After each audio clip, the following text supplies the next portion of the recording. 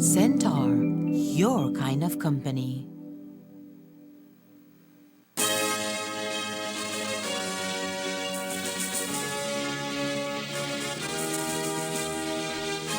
Tonight on Ctv3 News, Godfrey Smith and Dean Barrow head to the Supreme Court in the matter of Caribbean International Brewery Company Limited versus Financial Intelligence Unit.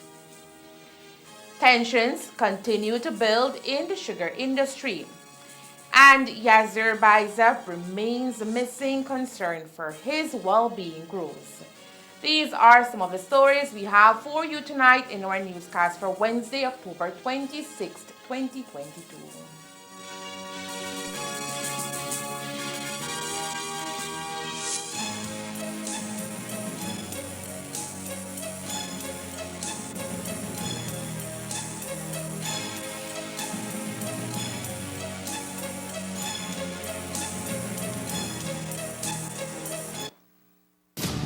Ever since I was a kid, I've dreamt of going to Mars. You can keep my dream alive. Come with me. You cannot, under any circumstances, leave my room, okay? Only for 35 days.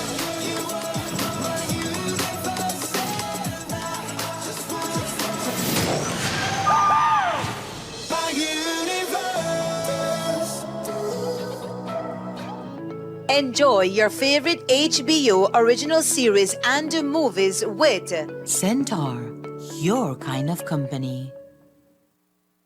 Es un hecho que tu crédito dura más con Smart. Durante estos tiempos, todos buscamos cómo minimizar nuestros gastos y ahorrar a lo máximo. Con Smart, lograr esto es fácil. Es un hecho que con Smart su crédito dura más. Puede llamar de Smart a Smart y de Smart a Digicel sin discriminar al proveedor, usando su crédito promocional. Mientras que con el otro proveedor solo puede usar su crédito promocional para llamar a Digicel. ¿Qué significa esto? Su crédito promocional, ya que viene gratis al hacer sus recargas en temporadas de Double Ups, le otorga llamadas gratis a cualquier número nacional. Sigue con Smart y ahorra más dólares. I met Alex on the plane. When I woke up in the morning, he was so alive. I think they know you're lying. Enjoy your favorite HBO original series and movies with Centaur, your kind of company. Get her off that stage.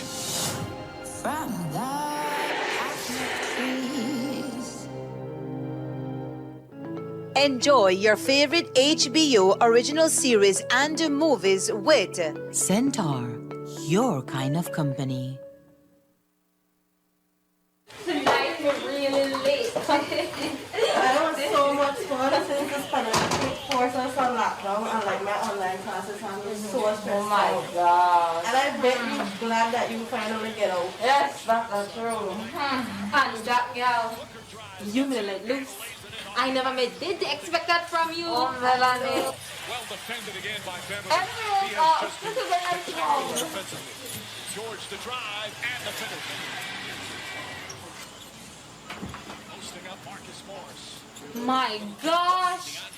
Looked like Kobe hit on him real hard. My gosh, Melanie. Now you the top. 4 minutes and 7 of their 9 points. You see why me? The married life. She can even enjoy her friends in a peace. Mind your business. Someday you might find a great guy too. Exactly. Well, I still kind of have a crush party here, cousin. Oh, no, remember the one where I danced with at the wedding? Oh, yeah? Yes. Yeah, well, I would have go fall up down with you any day.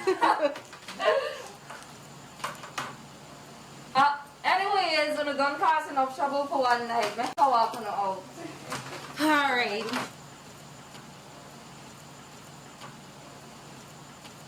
Now I believe I have to get out place at 5 o'clock tomorrow. Bye. Bye.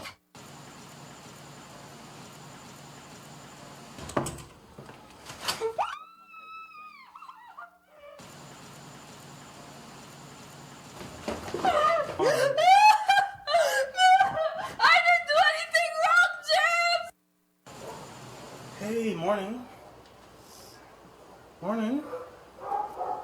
Your friend Melanie bring this for you on the way to work? Take it. Check it. You have to be more appreciative. You got some nice friend.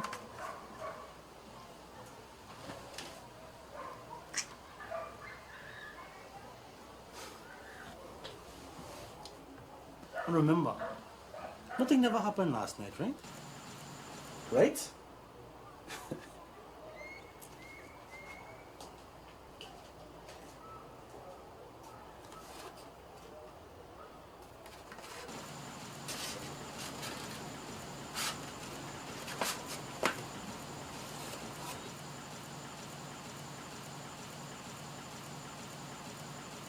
I love you, Jack. You have to do this for you.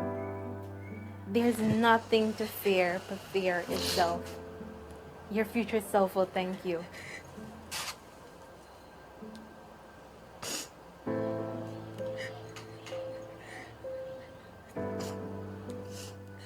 No. I need help. During the COVID-19 pandemic, women and girls were at the highest risk of suffering domestic violence. Domestic violence involves violence between any member of the same household. It can happen to females or males, young or old. However, the evidence has shown that women and girls face the greatest risk. That risk has heightened due to the impacts of the pandemic, including job losses, mounting stress, and restrictions to movement and recreation. We can all help to combat violence against women and girls during the COVID-19 pandemic.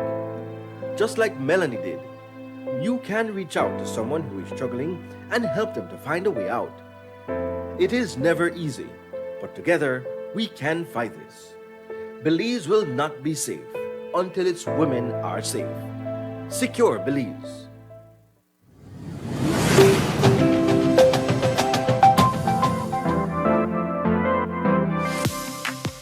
I'm always on the go, and the country is my home. So when I want to get away from it all, I immerse myself with my favorite movies, all from the new Smart Stream app. It's easy to use this service. Purchase your movies from the app and use your mobile data, Smart Stream data packages, or smart broadband to stream and enjoy. Be like me and stream on the go with Smart Stream.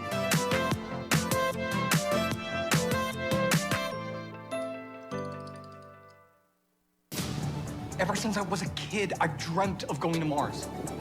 You can keep my dream alive. Come with me. You cannot, under any circumstances, leave my room, okay? Only for 35 days.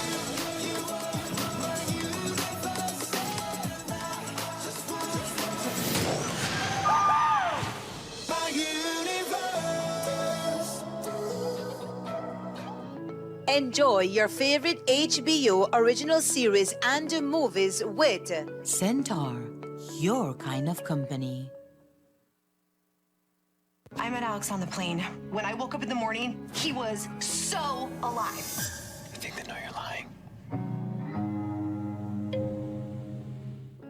Enjoy your favorite HBO original series and movies with Centaur, your kind of company.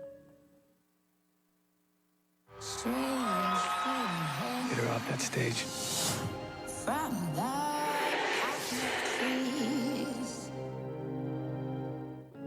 Enjoy your favorite HBO original series and movies with Centaur, your kind of company.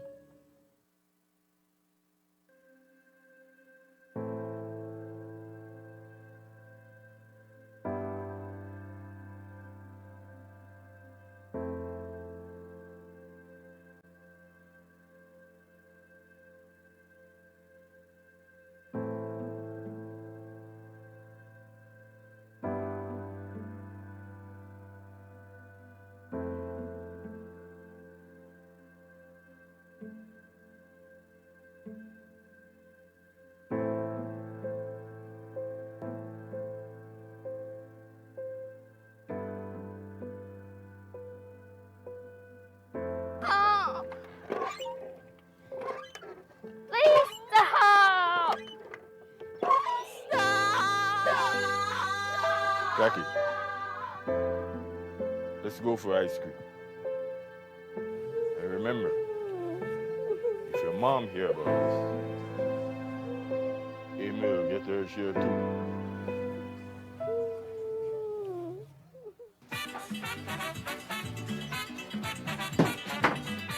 Hey, Jack. How about you and Uncle Jay pair a little game? No, Uncle, I don't like your games. Well, that means I'll have to start playing with little Amy then. No, not Amy. I'll play with you. That's my baby girl. Sexual violence against children can cause lifelong harm and suffering, which may often be hidden. Too many survivors of sexual violence are re-victimized, even by the very people who are supposed to love and protect them. The restrictions put into effect during the COVID-19 pandemic made it even more challenging for people to report acts of sexual violence. It is never too late to speak up and to seek help you or a loved one may need. Sexual violence may breed a vicious cycle of domestic violence, and its effects can span generations. Girls who experience sexual violence as children are also at higher risk of staying in situations of domestic violence. Belize will not be safe until its women are safe. Secure Belize. Ever since I was a kid, I dreamt of going to Mars. You can keep my dream alive. Come with me. You cannot, under any circumstances, leave my room, okay?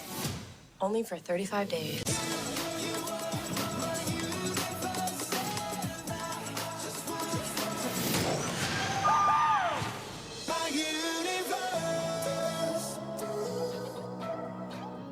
Enjoy your favorite HBO original series and movies with Centaur, your kind of company.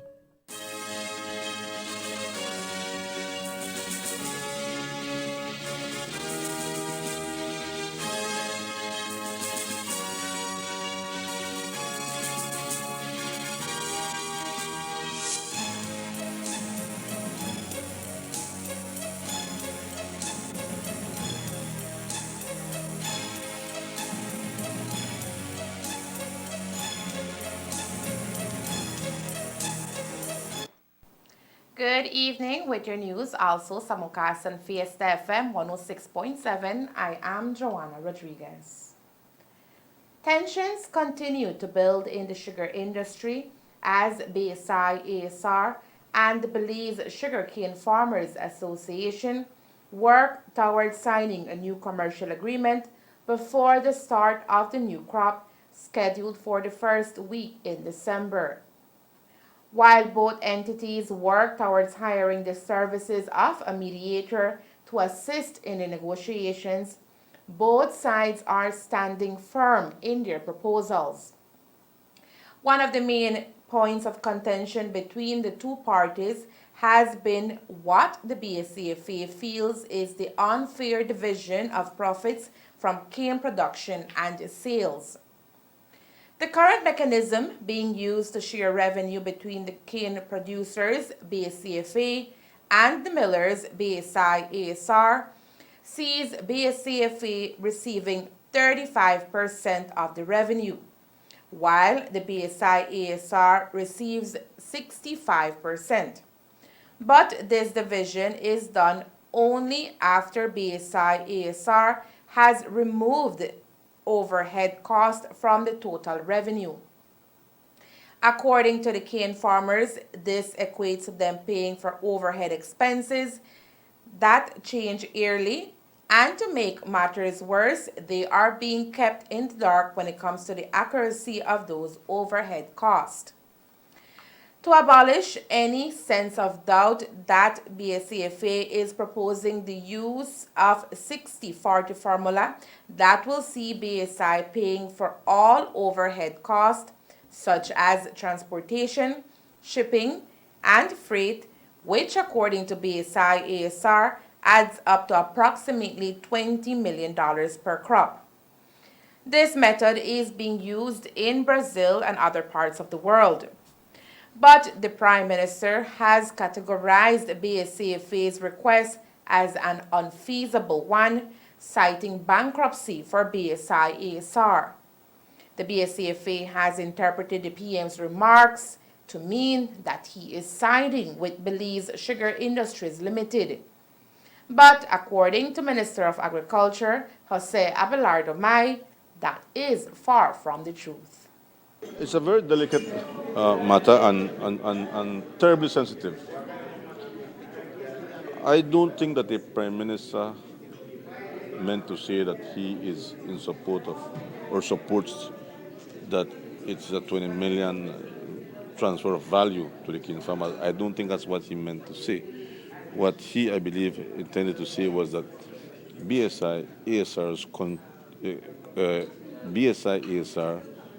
is convinced that what the farmers want is a transfer of value from what they're managing.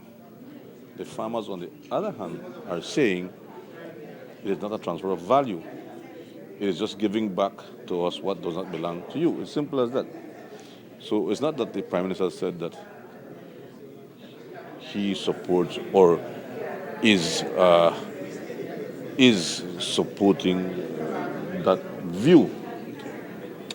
This is a long, ongoing battle between BSCFA and ASR. And we cannot misinterpret or, for any intent, try to mislead people. So I think we have to be very responsible here. But this battle has been going on for a very long time.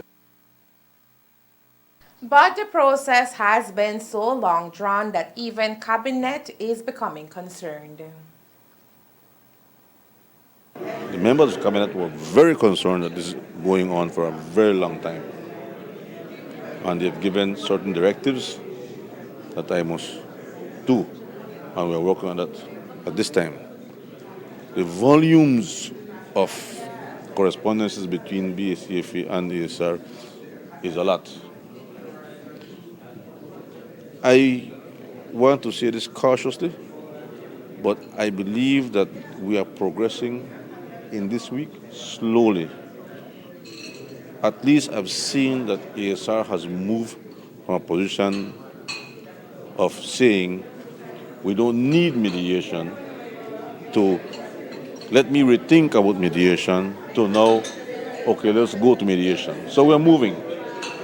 At this point, we're at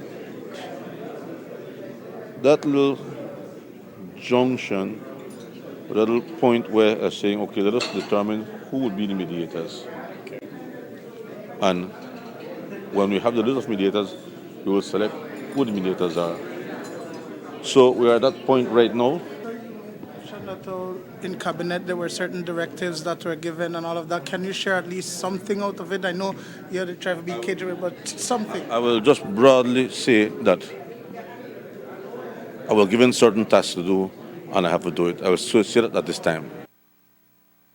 And as the clock ticks, the hope is that there will be an agreement before the start of the new crop season. Farmers believe that BSI has played a delayed tactic. First, waiting out. They believe, hoping that farmers would have left the association and go to other associations. This is what farmers believe. They are convinced that because of the influence of BSI holding back on the fair trade monies, that farmers would have further left. That is not what happened.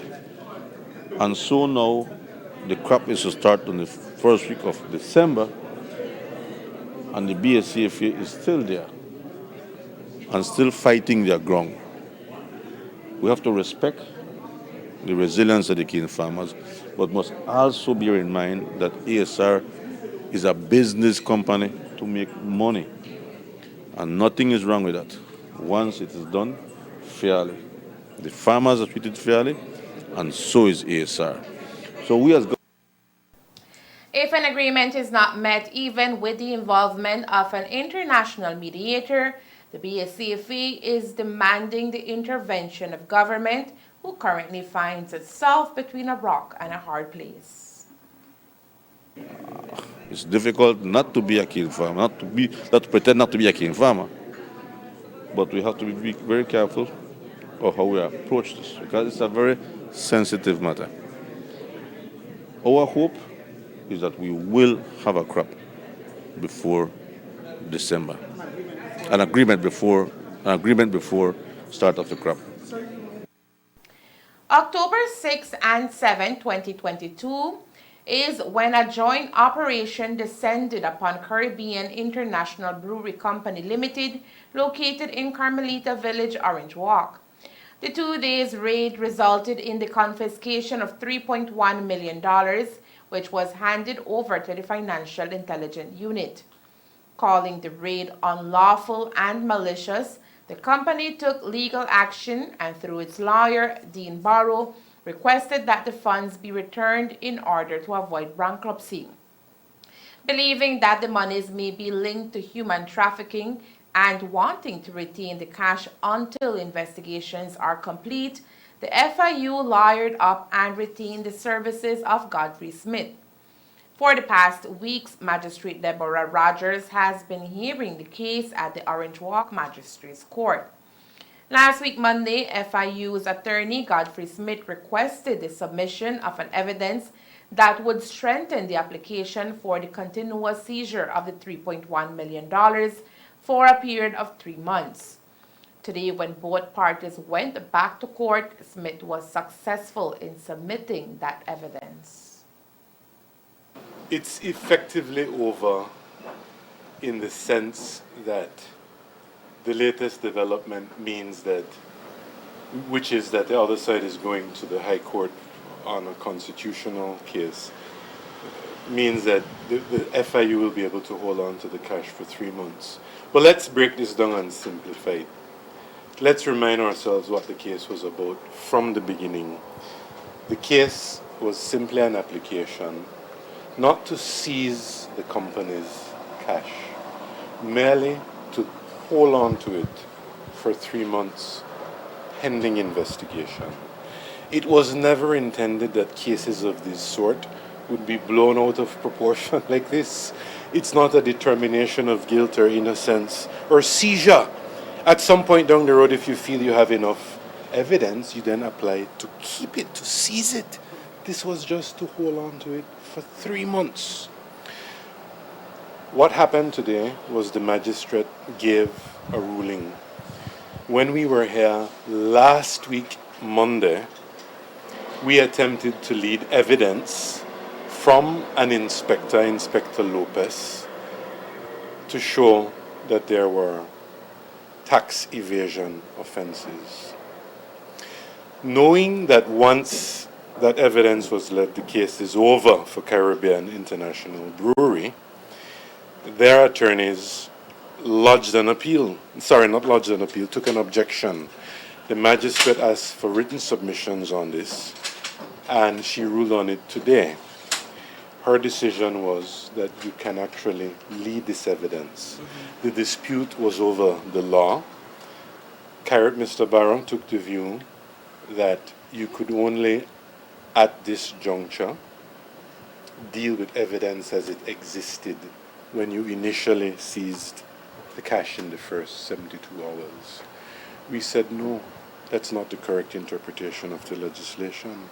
The legislation entitles you to hold on to it for 3 months if you can show to the magistrate how the investigation is developing. So if you find new things like tax evasion or money laundering, you can bring that before the magistrate. The magistrate accepted that. Naturally, the other side had to object because once that evidence is in, the FIU's application is made to hold on to the money for 3 months. To challenge the submission of the evidence, CIB's attorney, Dean Barrow, entered an application to transfer the matter from the Orange Walk Magistrates Court to the Supreme Court of Belize. Her finding that the FIU, which did not seize the money. Remember, the money was seized by the Anti-Trafficking in Persons Unit headed by Jian Yong. That it is the FIU that can come to court to ask for continued detention of what the FIU did not seize, and to ask for continued detention on the basis not of any justification from the police or the department that did seize the money, but on the basis of justification from FIU officers and Belize Tax Services officers. Again, that is outrageous. As I said, look at it in terms of the analogy of a criminal matter. You charge me with theft, and when I get to court, you leave evidence that I committed rape. That's a violation of my client's constitutional rights, because you must know when you go to court the case that you're being called upon to meet. You go to court on the basis that the case you will have to meet is the case made by Inspector Jian Yong, who seized the money and who must justify the continued detention. But you are faced then by the FIU, again, totally unconstitutional. That represents a violation of my client's rights to equal protection under the law. The other critical element is this.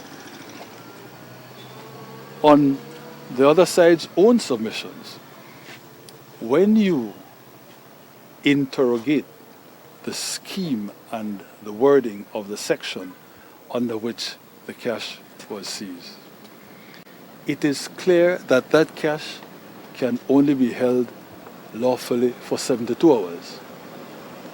Once 72 hours have passed and no order is made by the magistrate for the cash, for the continued detention of the cash, that cash needs to be given back. According to Smith, he was able to secure the admission of the evidence through a law that was amended by Barrow himself when he was Prime Minister.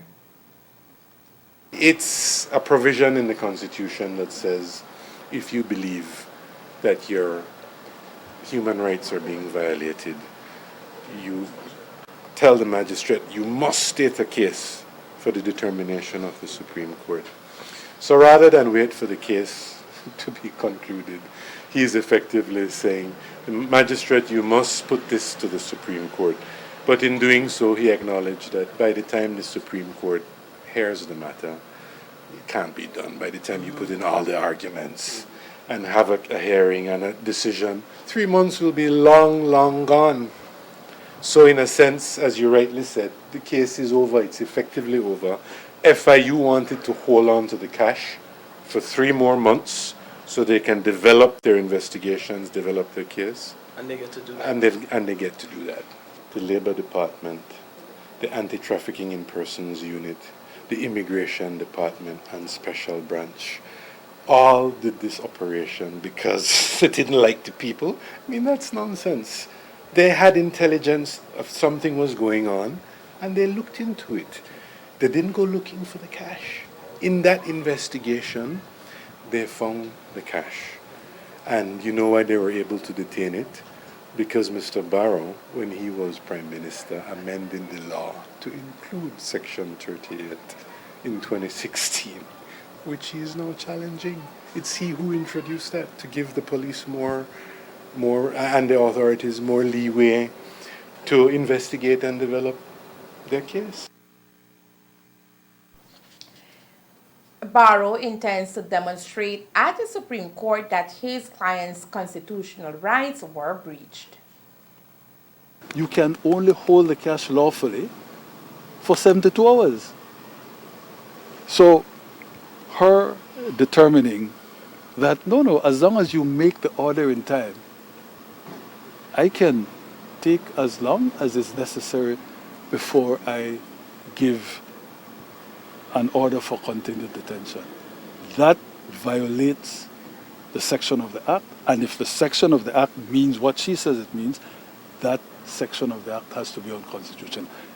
Every time you search and seize, remember that all of us, all citizens, have a right to protection against search and seizure.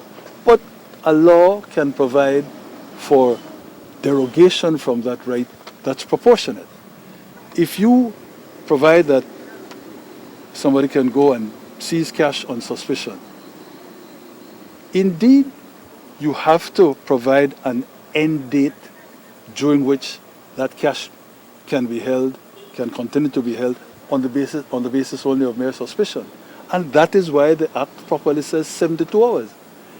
If you can hold the cash beyond 72 hours without a court having heard evidence and determined that we're giving you further permission, then that becomes disproportionate. You're holding the cash without judicial sanction for too long a time, and that is unconstitutional and a violation of my client's rights. So, the bottom line is this. I've asked her, you state a case for the Supreme Court. I know that the other side is saying, no, we will object to your stating a case.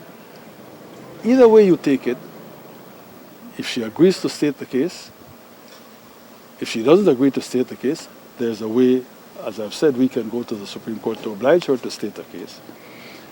Any way you look at it, we can't get to the Supreme Court before 3 months would have expired, by which time this application before her would have become moot. So we concede that that's no longer a possibility. But we get to the Supreme Court and we can establish that all that she did was in violation, is in violation of my client's rights. Then that will help to found what I've said from the beginning is the action they will in any event take to get redress in the form of damages for the violation of their rights. On the other side, the FIU's attorney contends the application is not against a person but against property. In this case, it's $3.1 million. We will keep you following the case and bring you the details as they unfold. For some time now, we have been hearing about shortage of medication and medical supplies at community hospitals across the country. But according to the Minister of Health and Wellness, that is a problem that will soon be abolished as suppliers are delivering pharmaceuticals and medical supplies, and the ministry is distributing them to health facilities countrywide. According to Minister Bernard, to smooth the process, Cabinet has approved moving up the tender process so that contracts will be signed with tender recipients by the middle of December, with 3 months lead time to source and deliver pharmaceuticals and medical supplies. The whole process of the tender cycle that occurred, signing at the end of August, has also caused some delays. This is the reason why I took to Cabinet 3 weeks ago a paper that will adjust that process and to see that in the next tender cycle that is improved. Why I say this is because you sign contracts by the end of August. The suppliers have to have a 3-month window to be able to secure. There's been logistical issues, but our suppliers have been cooperating. You know, much suppliers have been able to fly in products, which will normally should have come on a ship, taken 60 days, 60 to 90 days sometimes. Flew in products, medication and pharmaceutical supplies to us for the ministry at additional cost to them, because they cannot bill the ministry more than what has been approved in the tender and the value that has been approved by contract. So they have gone beyond too in ensuring that we could have gotten these urgent medical supplies and pharmaceuticals in country so that we are able to. Recently somebody called me and said, I understand and I had no Tylenol. They hear one complaint and they think that it's the truth across the country. In fact, when I checked, the supplier who flew in those Tylenol, there are 500,000 of those in country that has been distributed across the facilities and the region. So, and there are many other medications that we had to request urgently. While Bernard admits that not all basic drugs are available, Bernard commits to the improvement of the entire acquiring and distribution process. I'm not denying the fact that there are medications that are still coming into country, and these are being supplied. And as in fact, like I said, thousands upon thousands of dollars of shipments have been in fact coming into country today by another supplier, which one of the major suppliers that also distribute some of these items. So as they come in, they have to be inspected. Our drug inspectorate has been tasked that they need to ensure as well the timeline that they take to do these inspections has to be improved, and so that we can get these items out to the regions, out to KHMH, out to the facilities. I came into this ministry and at a tender cycle that had gone through a perfect storm. And I am saying that we have understood that cycle, and we are making sure we're making amends to improve for the next cycle, so that we do not have to come back next year with the same issue. I guarantee the Belizean people that next year, when it comes to the new tender cycle, you're not going to have this discussion once again. Apart from lack of medication, the ministry is also facing a problem with human resources. There is need in country for us to get more nurses. There is need for us to get more doctors. There is need for us to get more specialists. There's all some pharmacists. You know how hard it's been for us to attract a pharmacist to come into the public system to work. These are things that I am saying. We understand that those are issues, but we need to also understand. We have been putting out these advertisements for posts countrywide. Whether people want to go into the public service system, it's a different matter. We are looking at possibility of re-engaging the Philippines to see if we could bring in additional support from nursing outside. But we make the call to the Belizean people, for those who are interested in being employed in these professions, apply. There are a lot of posts available within the government system, and we are prepared to bring them in. I can tell you this, however, that we have been able to start to fill a lot of these open vacancies that were there. We just hired a drug inspectorate director, manager, sorry. We just hired a chief pharmacist. So these are the key critical posts that had to be filled, and I'm sure that with the short of nurses, the brain drain that is taking place as well, in terms of people coming into our country, taking out our people to work in other parts of the world, is also creating an effect. So we know that there's human resource lacking in all our facilities, but we are doing our very best to ensure that we could try and hire these people. Here in the north, the Orange Walk Cancer Support Group has lived to tell many cancer stories. Some tell the tale of survivors and others of those who lost the battle against the disease. Tonight, we report on the case of 12-year-old Marlon Sutherland, who is currently in Guatemala receiving medical treatment. A few weeks ago, Marlon was diagnosed with fibroblastic osteosarcoma, in other words, bone cancer.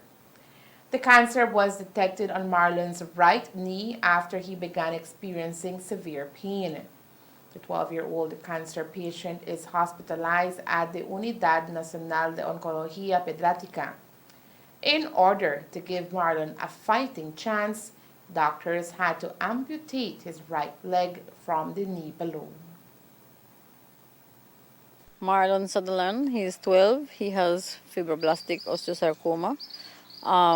We got him to Guatemala, which is good. He's in the hospital. The doctors did recommend that they do amputation on his leg, and so on Monday he had that surgery, and he's recovering from that. We all can understand that it's very emotional and hard for a 12-year-old to get up from a surgery, and even though you knew that that was going to be the process, now living it and seeing that your little leg is gone, they're going through a rough time, and we ask for prayers for them, for God to continue to give them the strength to fight on. Marlon will now take part in countless sessions of counseling to accept the amputation of his leg. Coleman says his mother will also need to remain strong as she is the only one supporting him in Guatemala at this time. From before the surgery, and that's the good thing about when you're abroad, even here we're trying to set that up now for the patients. Before he had the surgery, that's why he went into the hospital on Thursday. So by Friday we did all the tests and the doctor said yes, he's gonna have to amputate the leg. But Saturday, Sunday they were counseling him and his mom. Even now he will stay on counseling because he has to accept that this is part of his life now. We have a long road ahead with us for Marlon, but we want to be there each step of the way supporting them. And right now they're just giving him time to heal that little leg, and then he will have to start to do chemos. Marlon Sutherland will also be needing a number of chemos, and that comes at a costly price. So if you would like to assist the 12-year-old financially, you can do so by making a cash deposit to Belize bank account number 233-688-010-120025. I know if it was my child, I would want prayers, I would want some kind of support, somebody that I know that I can deal with and talk to. So the mom is under counseling also. I spoke to him about the possibility of him losing his leg, and I told him, Marlon, if that's gonna give you a fighting chance, if it's gonna save you, you gotta do it. And I said, you gotta be brave, you gotta be strong. You promised me you're gonna be brave and you're gonna be strong, and he said yes. So right now I keep reminding him that he promised me that he's gonna be my little superhero. And where he's going to get through this little process. But I understand that he needs time. He needs time to process what has actually happened. The account is under the Orange Walk Cancer Support Group. You can also contact Coleman at telephone number 605-8633 to make your donations. Coming up next, concern grows for missing 20-year-old Yazir Baiza. Stay tuned.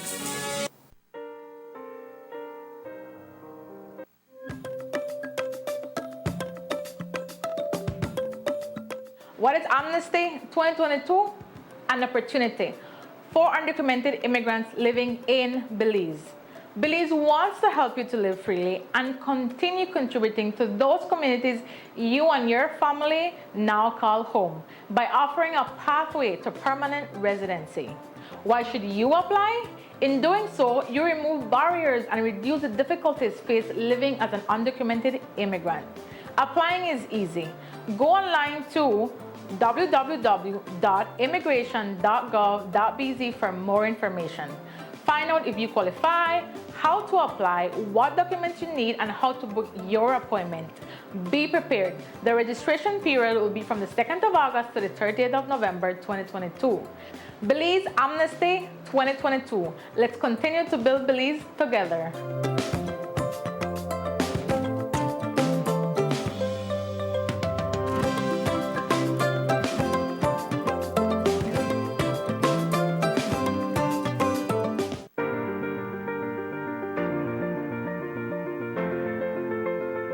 LG dual inverter compressor cools air faster by operating at speeds as high as 120 Hz with more stability compared to conventional models.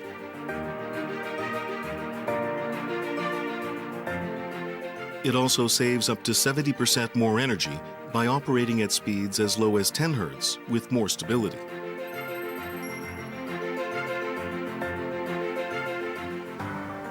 It reduces torque vibration down to 40% for quiet outdoor unit operation. Stable operation with low vibrations also results in increased durability.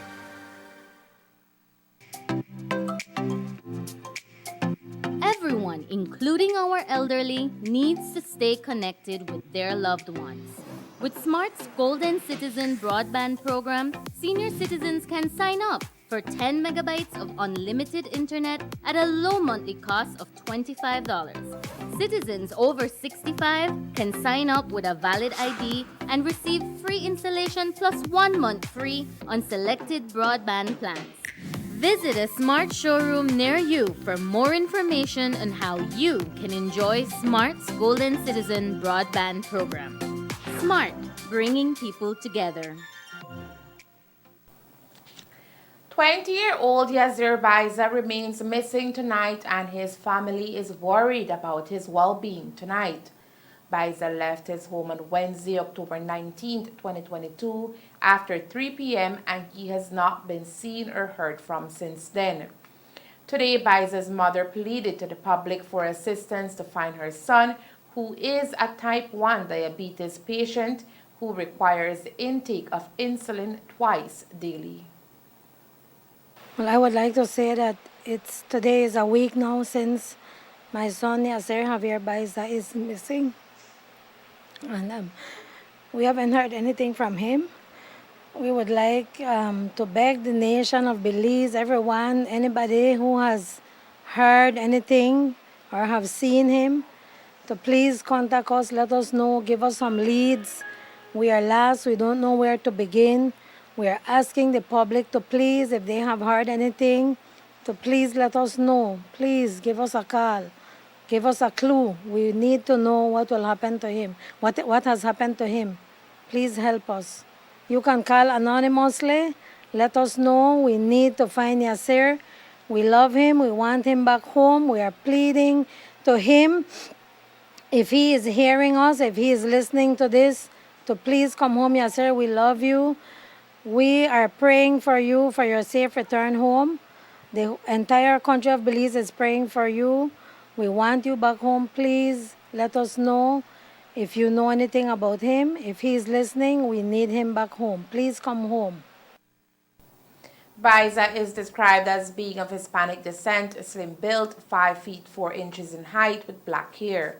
Anyone knowing the whereabouts of Baiza is asked to contact the nearest police station. To improve preparedness, response, and increase surveillance capabilities, all sectors and disciplines responsible for health came together to develop a multi-sectorial and collaborative approach. In collaboration with the government of Belize and other ministries, the Pan American Health Organization, World Health Organization, PAHO, and funding support from the European Union, EU, launched the National One Health Platform. To ensure and commit to the One Health approach, a memorandum of understanding known as the Quadripartite Collaboration between the MOHW, the Ministry of Sustainable Development, Climate Change and Disaster Risk Management, the Ministry of Agriculture, Food Security and Enterprise, and BAHA was signed. With Belize now implementing this One Health approach, the country will be able to better understand and recognize the interdependence and strengthen cooperation to sustainably balance and optimize animal, human, and environmental health. What One Health is trying to highlight here is that we have to start to look at not just human health, but we also have to find how we can link that with animal health and our environment. As I mentioned in my message, that the focus has to be on that area where everything we do as humans can also have effects in our environment, or what we do on the environment can also have effect on our human health. What we do with our animals can also have effect the human and the environment. So it encompasses all three in one. And so we want to be able to communicate with each other and share information with each other, because there are times, for example, if there's a disease born, a zoonotic disease that affects, and then you see later on it can affect human, it transmits to human, then the Ministry of Health comes in. BAHA has to come in. The environment comes in, because then all of these things have they intertwine with each other. And so for me, it's just for us to highlight where Belize is, and Dr. Jack rightly mentioned that Belize has been one of the only countries, or few of the countries, that have been able to really put this forward as well at an early stage. The platform is a collaborative and a transdisciplinary site to familiarize the public with the concept of One Health and to act as an information sharing platform with other countries so as to strengthen the overall health system of Belize. What the One Health platform will do is we'll share data. There's be a database where all three ministries that it will communicate with, and we will be able to share information of what is affecting our region, but at the same time, not our country, but at the same time share information that what is happening in the region, that what Belize is doing, and as well we can get from what they are doing to see that these things that does not affect Belize as well. So remember, health doesn't have any borders. So at the end of the day, if a disease hits Mexico or a disease hits Guatemala or a disease hits anywhere in Central America, it can come to Belize. So with us sharing information, having the information together, we are able to effectively respond, effectively carry out the function that needs to be carried out in order to address the problem and solve the solution and solve the problems that may affect human health, animal health, or even the environment. According to the World Organization for Animal Health, WOAH, worldwide, 60% of pathogens that cause human diseases originate from domestic animals or wildlife, and more than 20% of global animal production losses are linked to animal diseases. So, from an agricultural perspective, increasing surveillance of infectious diseases and other threats that affect the human, animal, and environment in the country of Belize is of critical importance, says Honorable Abelardo Mai, Minister of the Ministry of Agriculture, Food Security, and Enterprise. From an agriculture perspective, increasing surveillance of infectious diseases and other threats that affect the human, animal, and environment in the country of Belize is of critical importance to us. Addressing matters regarding zoonosis, antimicrobial resistance, food safety and food security, vector-borne diseases, and environmental contamination is critical to us. We at the Ministry of Agriculture, through our frontline organization, BAHA, are doing this, and up to today, we can say that we have done a great job. But what is important today is that today we do not stand alone. We stand as a group. We stand collaborating with different ministries and departments at the local and regional areas. And this is what is refreshing for me today. So when I was reading the notes last night, I said this is a great initiative and it must be commended.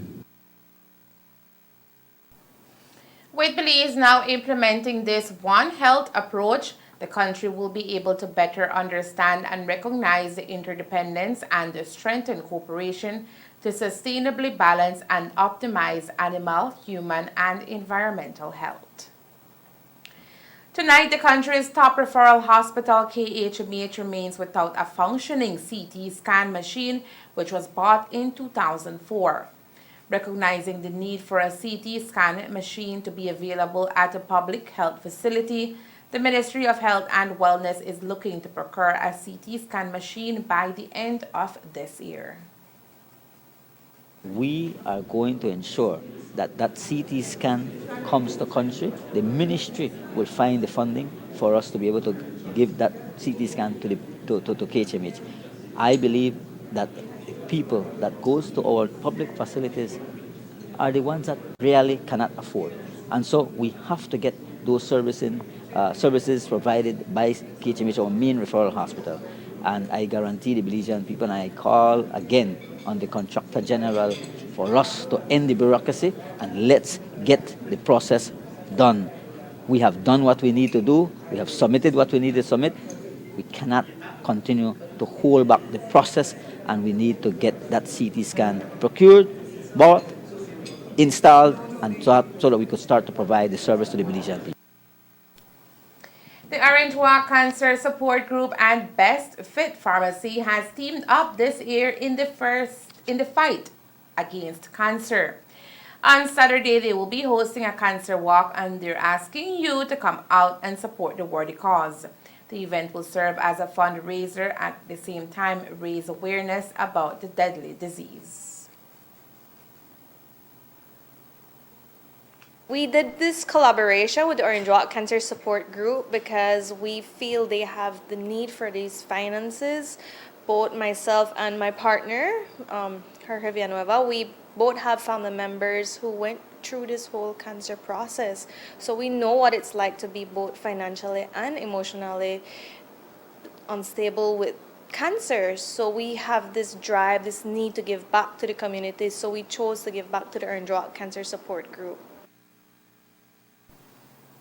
According to Kiriam Espadas, owner of Best Fit Pharmacy, male and female t-shirts are on sale for those who wish to make a purchase in support of the Orange Walk Cancer Support Group.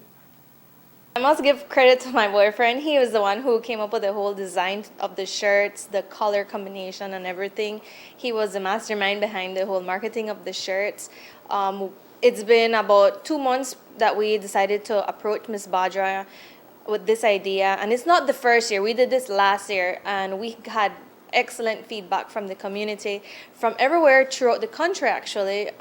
So we decided we want to do this once more and hoping this is a tradition, it continues for the rest of the years to come. Those who want to buy a shirt, where do they get it and how? Well, they can come here at our pharmacy in Best Fit Pharmacy, number 2 Park Street. We're located in front of the credit union. It's $15 for a shirt. We have limited amount. We have in the styles of the female cut. We have in V-neck, round neck, black and white. This Saturday, we're having a walk. We're gonna raise awareness and raise funds for the young boy Marlon, who's currently at Guatemala under treatment.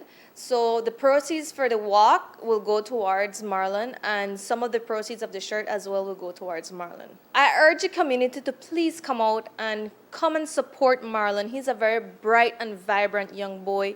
He needs all the funds from us, from the community. Feel free to donate 20, 100,000, any amount of money you want to give, because any little penny counts towards Marlon's treatment. The cancer walk will be held on Saturday at 5 a.m.